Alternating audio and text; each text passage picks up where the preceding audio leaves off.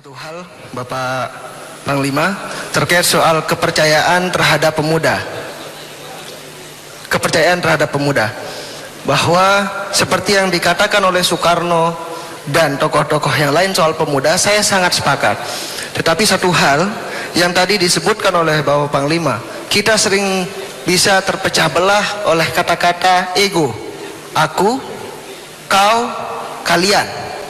Saya tambahkan kata kalian. Kalianlah pemuda yang berhak untuk menjaga, kalianlah. Sementara kami, ada kata yang harus kita jaga bersama, itu kata kita.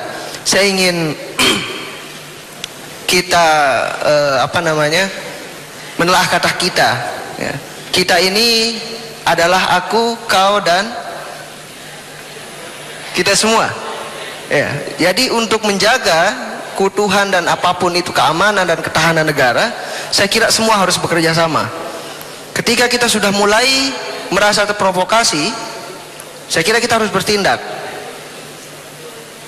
Dan kita harus perlu tahu provokasinya dari mana. Kita analisis terlebih dahulu. Siapa yang mempunyai ilmu untuk menganalisis? Orang-orang pintar. Gitu. Pejabat-pejabat kita yang memang punya kuasa di situ untuk menganalisis, yang bisa cyber dan segala macamnya. Saya kira itu yang harus ditransparansikan kepada para pemuda, ya, misalkan sebut saja pada para mahasiswa, ya, untuk kita bersama-sama untuk menjaga ketahanan negara ini.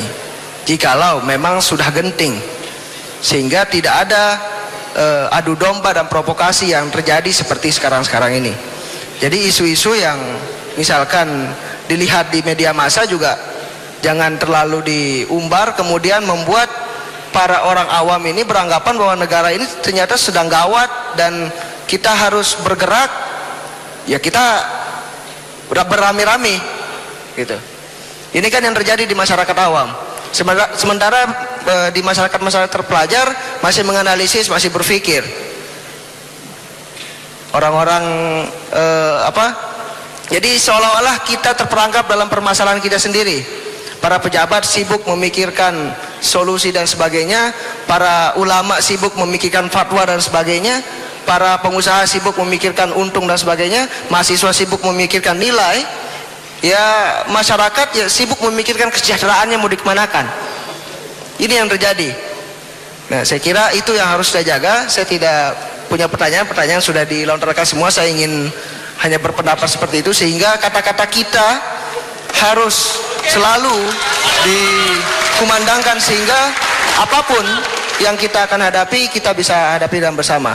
Kita mahasiswa, kita rakyat Indonesia, kita manusia.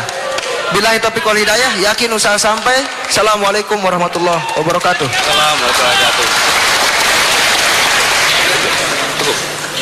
Cukup. Oh, itu masih ada lagi tuh. Cek, oke. Assalamualaikum warahmatullahi wabarakatuh. Perkenalkan, nama saya Bahri, saya dari Universitas Kadiri. Terima kasih untuk waktunya, Bapak. Di sini saya menanggapi tentang hati-hati provokasi, dan juga bahwa kehancuran NKRI ini adalah nanti bisa karena dari dalam. Nah, yang perlu kita cermati tentang permasalahan yang sedang kita hadapi saat ini adalah kita di sini tidak mencari siapa yang salah tentang ras atau suatu kelompok, tapi kita menekan di sini bahwa ketika salah satu dari kelompok menghina kelompok lain atau dengan kata-kata yang kurang baik, otomatis itu harus diproses secara hukum. Dan ketika secara hukum itu tidak bisa secara selesai, secara cepat dan lambat, maka kita yang merasa dihina, maka kita akan berusaha untuk mencari jalan dengan beberapa aspirasi yang dimana itu harus selesai, segera menyelesaikan masalah. Nah, secara tanggapan saya di sini adalah ketika permasalahan yang baru saja terjadi ini, itu saya rasa dari pemerintah sendiri adalah bersikap lamban dan tidak segera diselesaikan masalah, dan itu nanti bahayanya itu bisa membuat perpecah belah NKRI. Nah, saya mohon kepada Bapak sehingga segera diselesaikan, sehingga tidak terjadi hal-hal yang mungkin terjadi dengan beberapa hal yang lebih besar lagi. Karena ketika penghinaan atau sesuatu yang kurang baik, kurang bernorma, itu ketika orang yang merasa dihina itu tidak puas atau tidak sesuai dengan hukum, maka bisa-bisa itu kita bisa bergerak dengan lebih bahaya gitu. Jadi itu yang perlu dipahami. Yang kedua adalah gini Pak, jadi kita itu sudah berusaha menjadi mahasiswa yang baik, yang teladan. Dan yang perlu kita tekankan di sini adalah kita perlu penekanan pendidikan moral. Itu yang perlu kita lakukan. Terima kasih. Wassalamualaikum warahmatullahi wabarakatuh. Waalaikumsalam warahmatullahi wabarakatuh. Ini mohon maaf, barusan saya mendapat SMS kalau saya harus kembali. Ada rapat oleh Menko Polhukam. Sekali lagi saya sebenarnya ingin meminta aspirasi dari para pemuda, tapi saya jawab dulu bahwa satu, tadi yang menonjol ini yang sekarang menjadi tren sekarang ini, bahwa pemerintah, presiden sudah menyampaikan bahwa tentang permasalahan yang diduga penghinaan terhadap ayat suci Al-Quran, sudah memerintahkan kepada kepolisian untuk melakukan proses hukum secara tegas, transparan, dan secepatnya. Dikasih waktu 14 hari. Dan perlu saya ingatkan, ini langkah Kapolri, saya katakan sudah luar biasa, karena ada keputusan atau telegram Kepolisian Republik Indonesia untuk agar polisi profesional, polisi tidak ditarik-tarik, dan polisi tidak dipengaruhi oleh politik. Maka manakala calon gubernur mendaftarkan, belum ditetapkan, terjadi kasus, maka yang boleh diperiksa hanya saksi-saksinya. Tetapi apabila sudah ditetapkan sebagai calon gubernur, maka tidak boleh ada pemeriksaan apapun juga. Setelah selesai pilkada baru ada pemeriksaan.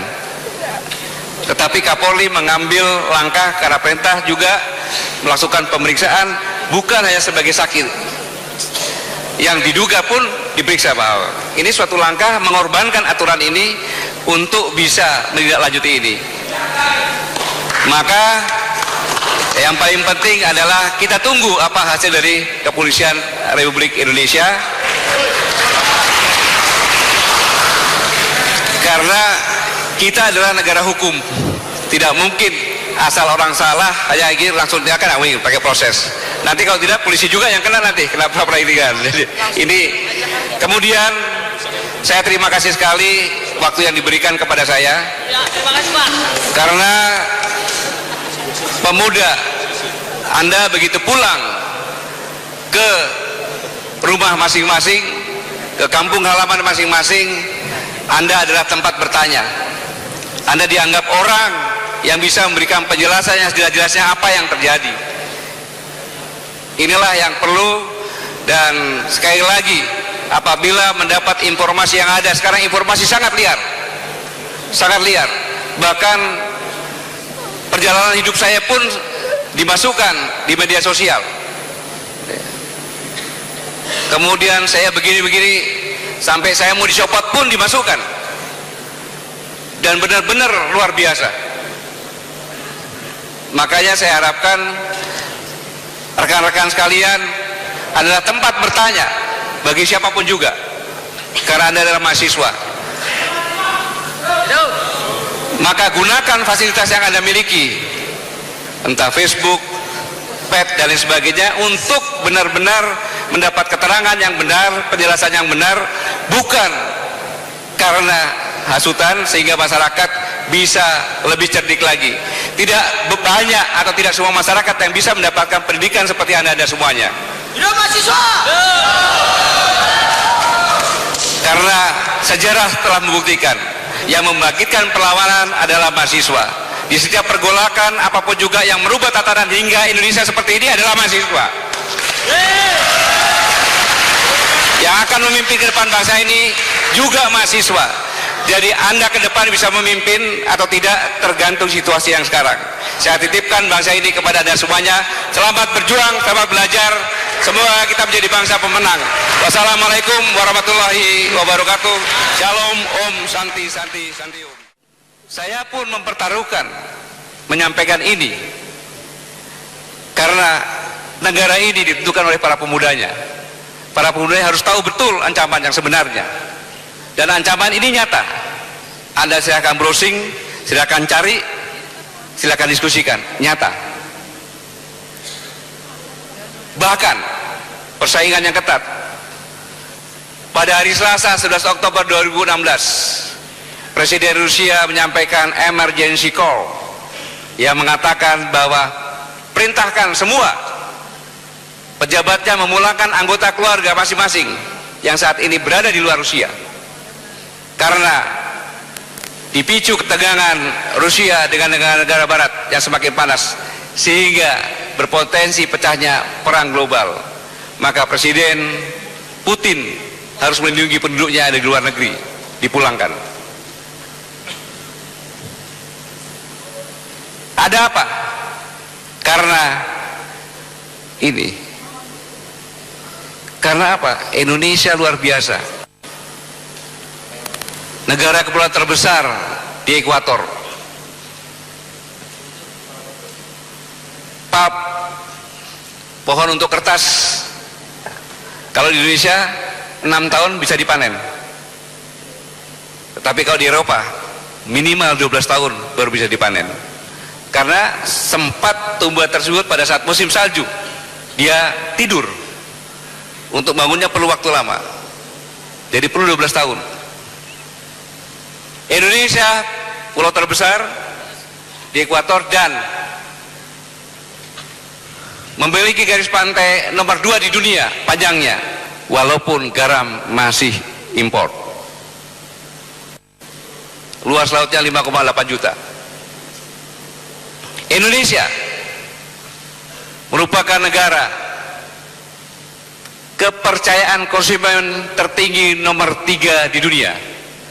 Sebagai bangsa yang bisa memasarkan, konsumennya sangat percaya terhadap Indonesia, nomor 3 di dunia. Dan Indonesia negara paling optimis, peringkat nomor 2 setelah China untuk pertumbuhan ekonominya. Maka investor akan berdatangan. Dan kita pernah diingatkan oleh Presiden pertama, kekayaan alam Indonesia suatu saat nanti akan membuat iri negara-negara di dunia. Dan Presiden Jokowi pada saat disumpah pun mengingatkan, kaya akan sumber daya alam justru dapat menjadi petaka buat kita. Bukan suatu kebetulan, Tuhanlah yang mengingatkan kita. Maka kita harus benar-benar waspada peringatan ini. Karena ada invisible hand, tangan-tangan dari luar mendesain, membentuk opini, melemahkan kehidupan berbangsa dan bernegara, dan semuanya didesain dari luar yang kadang-kadang kita tidak sadar dalam bentuk apapun juga, seperti yang diingatkan oleh rekan-rekan mahasiswa juga.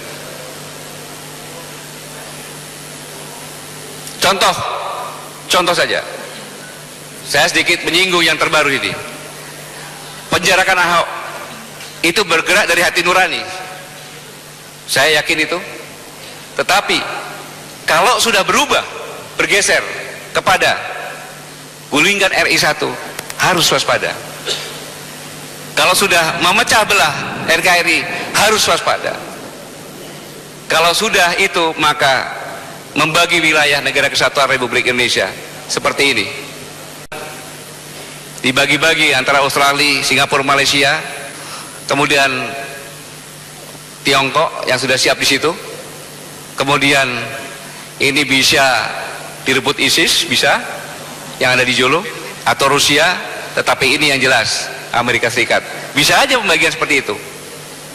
Kalau tidak bisa diambil semuanya oleh satu negara, kerjasama aja.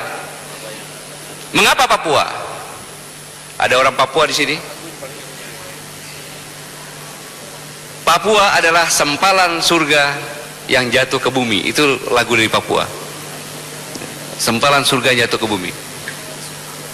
Dan orang Hindu apabila ada yang meninggal akan dikremasi, di bawah ada semacam ogoh-ogoh, di atasnya pasti ada anak kesayangannya atau cucu kesayangannya atau orang yang disayangi, pasti membawa burung cendrawasih. Saya tanya di India kok bisa itu.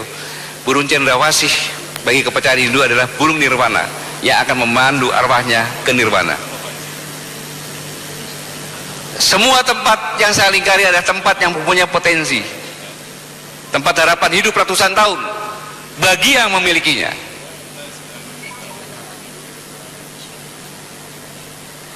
Bagaimana mengatasinya? Tidak ada alternatif lain. Yang saya contohkan tadi, perang kedaerahan, kita harus mempertahankan kebineka tunggal ikaan. Itu adalah suatu kekuatan. Sudah saya ceritakan tadi pada saat pembukaan. Kenapa? Karena Bhinneka Tunggal Ika adalah center of gravity pemersatu bangsa yang luar biasa. Karena kita bisa merdeka Bhinneka Tunggal Ika dulu, maka negara lain juga tahu. Itulah yang akan dipecah-pecah dulu, dengan cara apapun juga, dengan tema apapun juga, mereka berusaha untuk ini. Bila tidak ada Islam, bukan Indonesia. Bila tidak ada Kristen, bukan Indonesia. Bila tidak ada Hindu, bukan Indonesia. Bila tidak ada Buddha, bukan Indonesia. Dan bila tidak ada aliran kepercayaan, bukan Indonesia.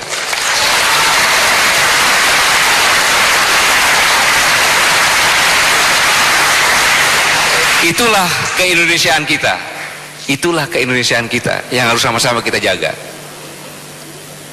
27 tahun lagi bukan waktu yang lama. Belum tentu anak-anak para presiden PEM Nusantara ini bisa duduk seperti ini. Belum tentu. Belum tentu. Kalau para presiden benar-benar tidak mewaspadai semuanya ini, tidak menutup kemungkinan di luar sana mungkin. Sekarang penjajahan sudah mulai dengan cara lain.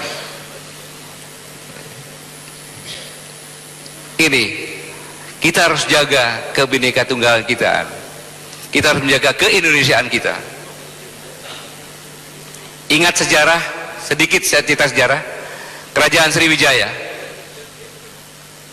mempunyai kekuasaan sampai ke Thailand, bahkan yang mengambil koin kolektor di Selat Malaka itu adalah kerajaan Sriwijaya. Tiba-tiba ada seorang Wangsa Selendra ke Jawa mendirikan negara Mataram kuno atau Medang. Begitu besar, akhirnya kerajaan Sriwijaya tidak senang, menarik pasukannya dari Selat Malaka untuk menyerang Pulau Jawa. Akhirnya Selat Malaka dikuasai oleh kerajaan India Selatan namanya Cholamandala. Lama-lama Kesultanan Islam yang di Sumatera melepaskan diri dari Sriwijaya, dan Sriwijaya punah, bukan dari luar tapi dari dalam sendiri yang mengkeroposkan. Demikian juga Majapahit dengan Pati Gajah Madanya, lebih luas lagi bahkan wilayahnya. Sama. Begitu Raden Hayam Wuruk meninggal, maka mengangkat Kusuma Wardani, anak dari ratunya, seorang wanita. Tetapi anak dari selirnya, Raden Wirabumi, merasa punya hak mengumpulkan orang-orangnya.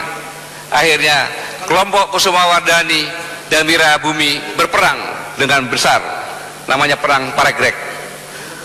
Majapahit pun punah bukan dari mana-mana, karena dari dalam sendiri.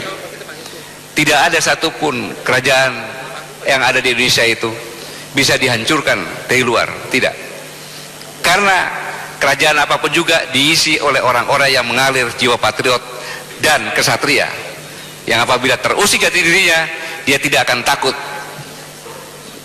Maka kalau menguasai suatu kerajaan, harus dibunuh semua orang kerajaan, baru bisa. Karena mereka tidak takut mati. Sama di hadapan saya juga nggak ada takut mati, betul nggak?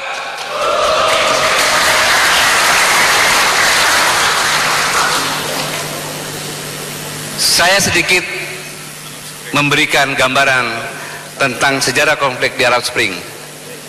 Tunisia, konflik antara serikat buruh dengan pemerintah, akhirnya koalisi masuk. Mesir, demonstrasi masa tuntut jatuhnya pemerintah sama. Libya, perlawanan kaum revolusioner terhadap pasukan setia Gaddafi akhirnya berkembang, akhirnya dianggap teroris Gaddafinya, kemudian langsung dikuasai juga, dan yang menguasai akan pindah ke ekspor dan akan pindah ke Indonesia. Latar belakangnya bukan minyak, tetapi minyak, energi, dan air. Pasti itu. Tinggal nunggu waktunya kalau kita tidak waspada. Arab Saudi yang aman pun terlibat konflik dengan Yaman sekarang. Saya ingatkan, Indonesia penuh dengan potensi, penuh dengan keunggulan, penuh dengan kekuatan. Tetapi satu kelemahan Indonesia, selalu mengatakan aku, bukan kita. Aku bukan kita. Ini kelemahan dari kerajaan-kerajaan, kelemahannya itu. Sehingga mudah diadu domba, mudah dipecah belah. Kalau kita tidak waspada, kita jadi seperti Arab Spring, bisa jadi. Ingat, Bung Karno pernah mengingatkan kepada kita, perjuanganku lebih mudah karena mengusir penjajah. Perjuanganmu akan lebih sulit karena melawan bangsamu sendiri.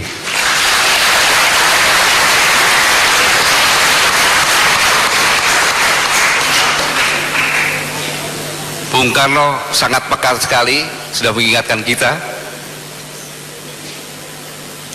Maka cegah hasutan, cegah provokasi, cegah adu domba terhadap rakyat.